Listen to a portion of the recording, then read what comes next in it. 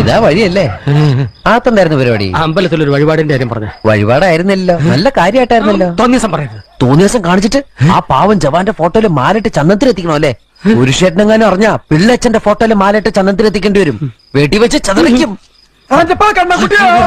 നാട്ടുകാരെ വിളിച്ചു കൂട്ടിട്ട് മോൻ എന്ത് കിട്ടും? എനിക്കൊന്നും കിട്ടില്ല, പിള്ളേച്ചന് കിട്ടും. നല്ല അസല് പൊതുക്ക്, വലിയ നിലവിലുള്ള ആളല്ലേ, എല്ലാരും ഒന്ന് അറിയട്ടെ എന്ന്. നീ എന്റെ മാനം കളയരുത്. നിനക്ക് എന്ത് വേണേലും ഞാൻ തരാം. എന്ത് തരും?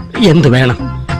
അച്ഛന്റെ കയ്യിൽ നിന്ന് കള്ളക്കണക്ക് എഴുതി വാങ്ങിച്ച കുരുടുമുക്കിൽ 25 സെന്റ് സ്ഥലം. അയ്യോ മാധവ, അത് അയ്യാ മാധവ, അത് എഴുതി തരൊന്നും വേണ്ട. അവിടെ ഇത്തവണ എനിക്ക് വിത്തറക്കണം.